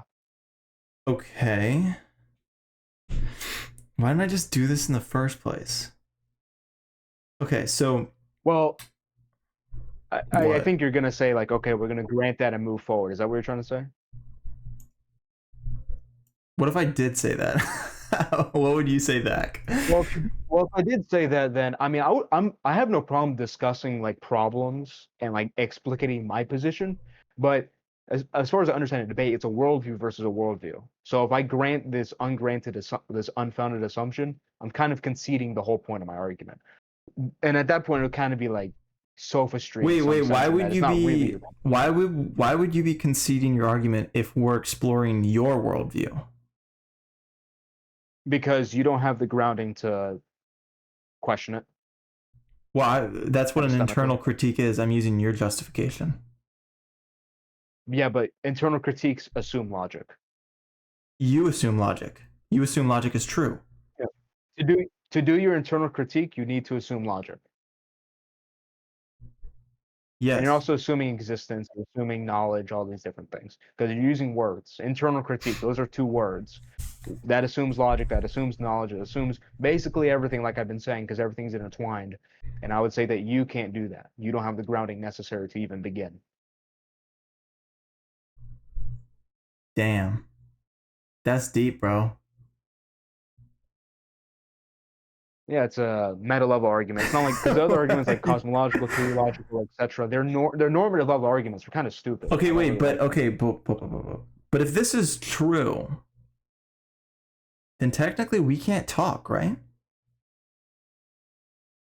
Well, I would say we only if you. What I would say, this may not be as charitable by saying we, but I would say that you don't have like we're playing poker and you have no cards. So why would I play poker with you? You don't have No, any no, I cards get it. at I all. get it. I get it. I I have understand. I understand. I understand. I understand now. I can't. I can't talk to you. because you don't have the playing cards. That's so fucking funny, bro. What a Giga Chad move. You're like, what the fuck? That's so Yeah, that's why I fucking don't like hilarious, Aquinas, because bro. Aquinas assumes that the atheist has the cards. And I'm saying that the atheist doesn't What have the the cards, and it's true, fuck? I would say. Or the Okay. deist or whatever. What the fuck? That's hilarious. Okay. Okay. That's really funny, dude. Okay. Um, I can't talk to you. Yeah. That's right. Correct. That's correct. Yeah, like logically speaking, like logical arguments, you can't even get off the ground. Yeah. You're like a I'm like a plane in the sky, and you're like a plane on Wait. without any. Can I logically speaking can I speak to you? Can you what? Logically speaking, can I speak to you? I would say more accurately, philosophically, you can't. Which But is what then I'm demonstrating in my but argument. doesn't that mean I'm performing a contradiction? Because I'm speaking to you right now. Yeah, we would say that your worldview is inherently contradictory, and that's the reductio part of the argument. Wait, It's not. doesn't that make you fall into a contradiction? Because Make me what? by the act of me speaking to you, from your worldview, the act of me speaking to you is a contradiction, right? But contradictions don't exist. Well, So that'd be a contradiction in I your wouldn't say worldview. that. Okay, well, I feel like you're kind of context shifting the words. I would say that can't speak to me is meaning like your worldview doesn't support the assumptions you're making. That's what it means. Like you can't even start your critique without committing some sort of fallacy. That's what we're saying. That's what we mean by can't speak to you. I don't mean like I literally can't use words to communicate with you. Oh, okay, okay. But I can't argue with you. Not coherently, not logically. What do you mean? What do you mean We have to, coherently? Can I or can I not argue well, with you? not committing a fallacy. No, your very act of trying to argue with me is committing fallacies because of the assumptions you make that are logically incoherent. Okay, so if I were to, no, I don't even know what to say. If I were to say you're wrong, I would be committing a fallacy. Well, I mean, that in of itself is kind of a fallacy, but I mean, if you mean it as in, like, you can't say I'm An wrong ad because you hominem. can't ground what is. Yeah, You don't know. that's crazy. Exactly. That's crazy, bro. Um. Okay.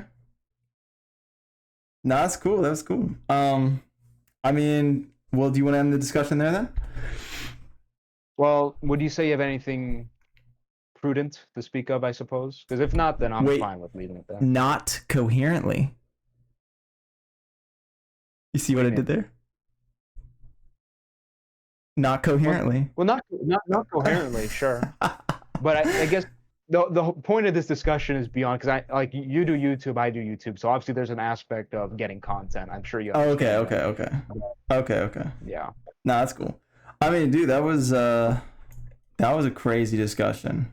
Man, presuppositionalism is weird, dude.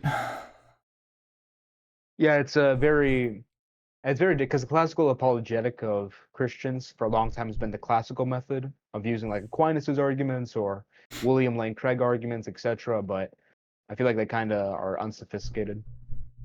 Mm-hmm. Okay, no, that's fair. Um, I know I can't argue with you, but do you think value can exist without a valuer? Actually, first, do you think value exists? Yes. Okay, can value exist without a valuer? Depends. Do you mean value in the same exact way or using value in a different way on the second one? I'm saying value as in value is something that somebody values. Yeah, I would say that like on a personal level, I feel like there's kind of like an infinite in terms of value. I value this because I value. Uh, in terms of God, I would say that value, God is value. That's how you ground value. So I'd say at that point, the infinite regress stops, but from there, it's just like it keeps going on and on. Wait, would you say God is value? Yeah, in that you ground value in him. Oh, Yeah. bro, we're gonna do a Jordan Peterson, bro. We're gonna do a Jordan Peterson. Did you see that debate? Yeah. Yeah, you Jordan did. Peterson, he's not a, he's not a, He's not a. we wouldn't consider him a Christian, Oh, yeah. quote unquote. You better not put any words in his mouth. Yeah, no, he's a Gnostic. We don't accept his theology. Oh, okay, okay. I don't know. I was just curious if you think value could exist without a valuer, but if God is value, then technically, yeah, value could exist without a valuer, right? Yeah, in that it stops at a certain point. Yeah. Well, in that God could exist without humans, and there would be nobody to value him unless he values himself. Would you say God values himself? Yeah. Wait, does that prove the axiom then? Value cannot exist without a valuer?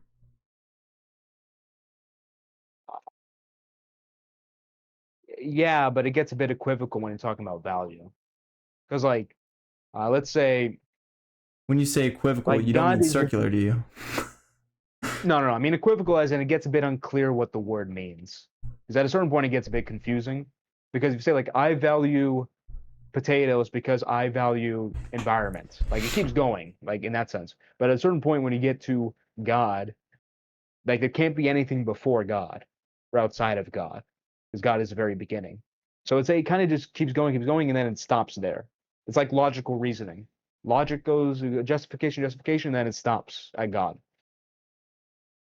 Okay, okay. It stops at God.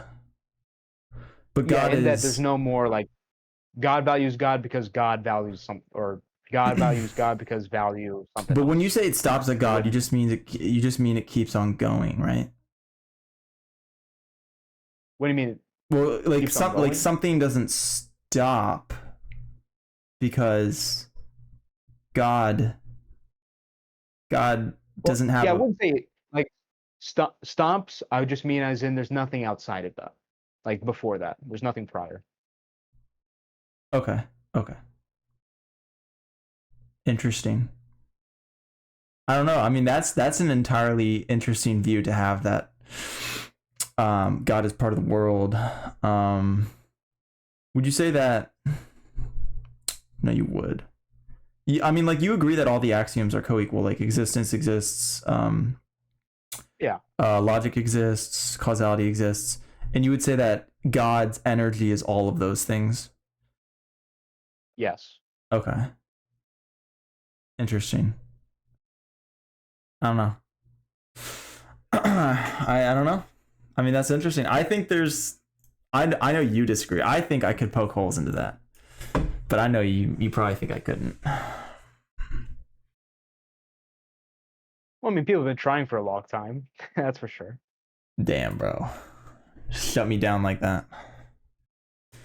Um. But I think it was a good discussion. I would say, no, not too long ago, I debated someone. He was this guy, and he was saying that, well, okay, I'm gonna grant that my worldview is shattered, okay, and now I'm gonna criticize the Bible. It's like, okay, well, if you accept my argument, which he did, then Christianity is true. So you can't use the Bible to prove it's not true. It's just retarded. Yeah, I mean, I would it say that depends, I bro. probably done research. I mean, since I can't argue with you because that's logically impossible, I can't disprove you, which sucks. But I think if I could argue with you, I think I could poke holes in your argument. I bet I could, but I can't. I can't argue with you because it's logically impossible. Well, yeah, I mean, well, that's that's a big thing to grant. Like, if I had logic, I can't have logic, but if I did, I mean, that's a big thing to grant. But you can still like ask questions about the worldview, and I'm willing to answer it. Like, how do I answer certain like seeming contradictions or whatnot, and how do I Mm-hmm. answer to other worldviews? Like, I'm of course willing to speak of that, but when we talk about like worldview versus worldview, that's my argument. Okay. Okay. That's good. I don't know. I wonder if I could do some research on this and figure out a way to do something. I don't know. I don't know. Well, Um. well, if you want some help, I've done a lot of research. I haven't seen anything good. Uh, for example, Alex Malpass. I don't know if you heard of him. He's like a PhD philosopher and whatever. His argument against presuppositionalism is toast, saying that we say that he gets the syllogism wrong for our argument. He says that God or not God, God is logic. God grounds everything, therefore God. And then he says toast or no toast. Toast grounds everything, so therefore toast. It's not even accurate to our What? position because we don't. Yeah, exactly. That's Bro's got to literally what get he the says. TAG right. He doesn't know what he's talking about. Yeah, exactly. But Malpass is like the best atheists have, and I understand you're not necessarily an atheist, but we would engage with you the same way we do with an atheist because we would about the divine revelation part. Hmm. Oh, I'm not gonna forget you referenced Matt Dillahunty saying I was like him, like that fucking Well, I mean, he guy. used the same art. He used the same point. He He used the did same not. point. He does not use the same argument as me. He made the same point about, well, we don't have to justify it. That's what he said Okay, but when presented with this argument. I think you were criticizing me back then when I said I couldn't justify odds. Were you just saying he couldn't justify morality? They were talking about logic, and he said, I can't. you don't have to justify logic. There's no justification that you have to justify it. That's Oh, what he said. okay. Well, I think I I truly don't think he hit the level I did. Like, I don't think he knows about. I'm not going to get into it, but I don't think his argument for is the same as indispensability. I just think he doesn't. I think he's like a dumb skeptic or something like that. I mean, come on, bro. He's an atheist. Well, You I know. would agree with that. I would agree. I don't think so. But yeah, dude, I liked your video. I liked your breakdown. It was good stuff, good content. You're a smart dude. You're pretty cool. What's your name? Do you go by your YouTube channel name? Just Kyosha. It's Brazilian. What is it? Kyosha. I don't even know if I can say that right. Chucha? Okay, Klez. You call me Klez. Klez? Okay, I'll call you Klez, bro. Yeah, it was good to meet you, Klez. You're a cool guy. Bro, if you ever get to debate Dean, I'd like to see that. That'd be funny for sure. I would love to debate Dean. I would love it. I think, but yeah, he's just so like the TikTok debaters. Their minds move so fast.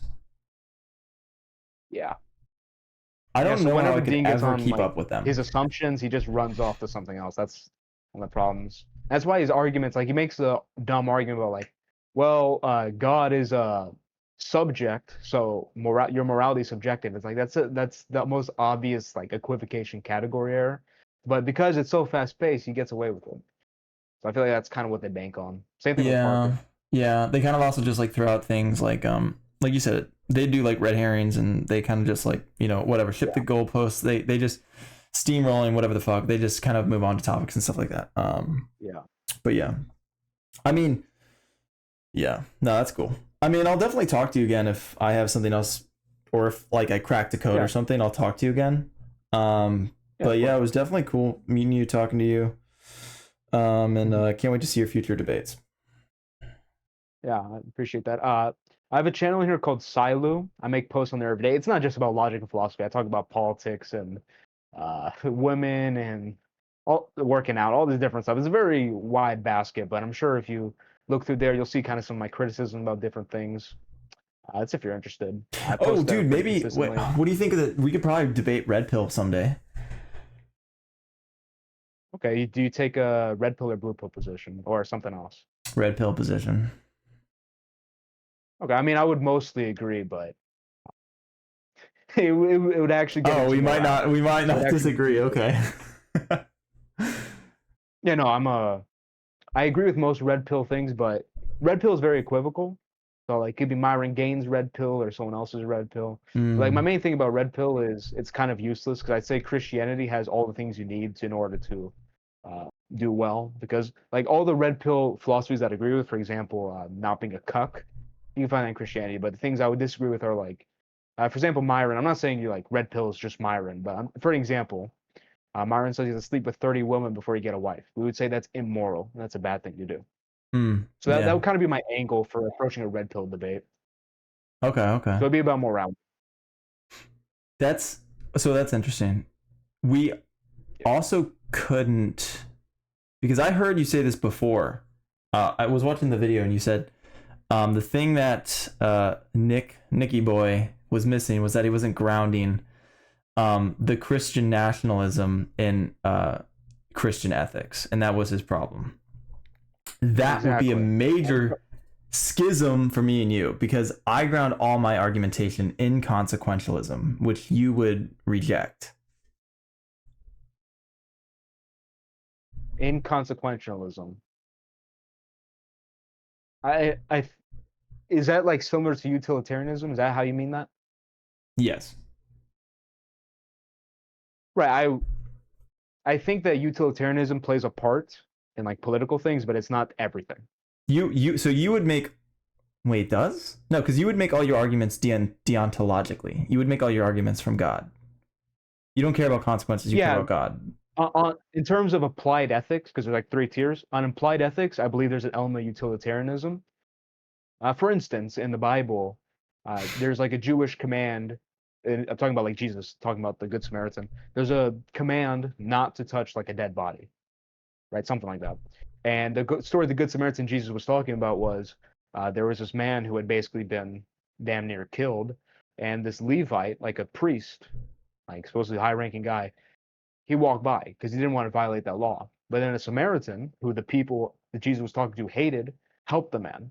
And the point is that that's the difference between that's a time where applied ethics would be utilitarian. Like it's just better for human flourishing. That's where it differs from normative and meta ethics for us. Okay, interesting. So you would say the utilitarian is like the cherry on top of the Christian ethics. Yeah. Gotcha. Okay. Yeah.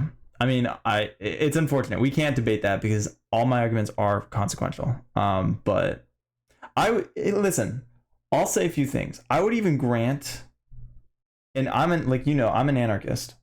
So I don't believe in Christian nationalism. But I will grant you that Christian nationalism is far from the worst governmental system. I'll grant you that, okay? I'd say it's up there with the good ones. The less bad ones, okay? I'll grant you that one. If we had to have a government, the Christian nationalist government would not be close to the worst. It'd be on the better side of ones.